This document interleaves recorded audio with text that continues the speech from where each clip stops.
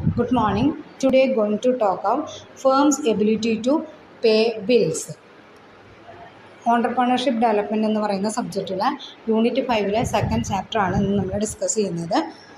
Then evaluate firms ability to pay bills. അതിൽ നമുക്ക് 2 ഡാറ്റകൾ തന്നിട്ടുണ്ടായിരുന്നു.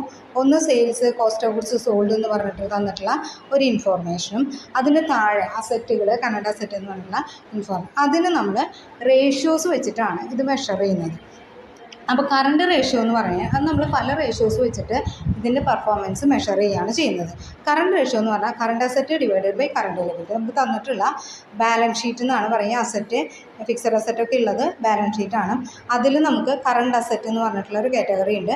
അതിൻ്റെ ടോട്ടൽ തന്നിട്ടുണ്ട്. അത് divided by 1 lakh. Current asset എന്ന് പറഞ്ഞിട്ട് അവിടെ തന്നിട്ടുള്ളത് 3,50,000 ഡിവൈഡഡ് ബൈ കറണ്ട് ലയബിലിറ്റി എന്ന് പറഞ്ഞിട്ട് ടോട്ടൽ 1 lakh ആണ്. അതാണ് കറണ്ട് റേഷ്യോ കാൽക്കുലേറ്റ് ചെയ്യാനുള്ള ഫോർമുല എന്ന് പറയുന്നത്. 3.50 ആണ്. അതായത് ലയബിലിറ്റിയേക്കാളും കൂടുതൽ കറണ്ട് ലയബിലിറ്റിയേക്കാൾ ബാധ്യതകളേക്കാളും കൂടുതൽ അസറ്റ് നമ്മുടെ കയ്യിലുണ്ട്, 3 ഇരട്ടി ഉണ്ട്. അപ്പോൾ നമുക്ക് ഫിനാൻഷ്യൽ റിക്വയർമെൻറ്റ്സ് ഒക്കെ മീറ്റ് ചെയ്യാനായിട്ടുള്ള ഫണ്ട് ഉണ്ട് എന്നാണ് അർത്ഥം.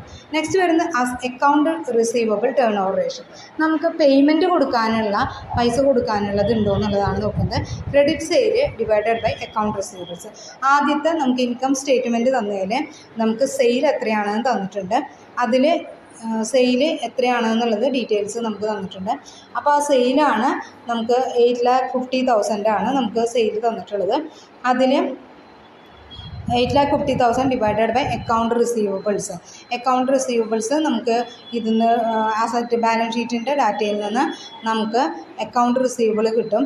അപ്പോൾ അത് divided by sale divided by account receivable ആണ്. അത് അസസ് ചെയ്ത് കഴിഞ്ഞാൽ നമുക്ക് എന്ത് കിട്ടും? അക്കൗണ്ട് റിസീവബിൾ ടേൺ ഓവർ കിട്ടും. 10.63 ആണ്. അപ്പോൾ അതാണ് അക്കൗണ്ട് റിസീവബിൾ ടേൺ ഓവർ. ഇനി ഇൻവെൻട്രി ടേൺ ഓവർ എന്ന് പറഞ്ഞാൽ cost of goods sold by inventory ആണ്. കോസ്റ്റ് ഓഫ് ഗുഡ്സ് സോൾഡ് നമുക്ക് തന്നിട്ടുണ്ട്. അത് ഡിവൈഡഡ് ബൈ ഇൻവെൻട്രി. ഇൻവെൻട്രി എന്ന് പറയുന്നത് സ്റ്റോക്കാണ്. ഇൻവെൻട്രി ടേൺ ഓവർ എന്ന് പറയുന്നത് സ്റ്റോക്കാണ്. അപ്പോൾ അത് 2.50 ആണ്. ഇനി next assess a firms overall profitability. Overall profitability measure ചെയ്യാൻ വേണ്ടി റിട്ടേൺ ഓൺ അസറ്റ് ആണ്. Operating income divided by total assets. Operating income നമുക്ക് തന്നിട്ടുണ്ട്. ഫസ്റ്റിൽ ഓപ്പറേറ്റിംഗ് ഇൻകം 1 lakh ആണെന്ന് തന്നിട്ടുണ്ട്. ആ operating income divided by total asset ആണ് 9,20,000 ആണ്. അപ്പോൾ നമുക്ക് ഇപ്പോൾ 10.87 കിട്ടും. അതാണ് നമ്മുടെ പെർഫോമൻസ് ആയിട്ട് കാൽക്കുലേറ്റ് ചെയ്യുന്നത്. നമ്മളതിന് അസറ്റ് ടേൺ ഓവറും കാര്യങ്ങളുമാണ് ചെയ്യും. അപ്പോൾ ഇവിടെ നമ്മൾ മെയിനായിട്ട് നോക്കുന്നത് അസറ്റ്സ് ഫേംസ് ഓവറോൾ പ്രോഫിറ്റബിലിറ്റി ആണ്. അത് കാൽക്കുലേറ്റ് ചെയ്യാനുള്ള ഒരു ഫിഗർ നമുക്ക് അവിടെ തന്നിട്ടുണ്ട്. Capital investment, creditors and investors becomes എന്തായിട്ട് ഫേംസ് ടോട്ടൽ അസറ്റായിട്ട് മാറുന്നു. പിന്നെ അത് പ്രൊഡ്യൂസ് ചെയ്യുമ്പോൾ പ്രോഫിറ്റ് ആൻഡ് ഇൻഫ്ലോ അത് ഉപയോഗിച്ച് നമ്മൾ സാധനങ്ങൾ പ്രൊഡ്യൂസ് ചെയ്ത് കഴിഞ്ഞാൽ പ്രോഫിറ്റ്സ് ആൻഡ് ക്യാഷ് ഫ്ലോ ആയിട്ട് മാറുന്നു. അത് കമ്പ്യൂട്ട് ചെയ്യുമ്പോൾ റിട്ടേൺ ഓൺ അസറ്റ് എത്രമാത്രം അസറ്റിൽ നിന്ന് റിട്ടേൺ കിട്ടിയിട്ടുണ്ടോ എന്ന് നോക്കാം.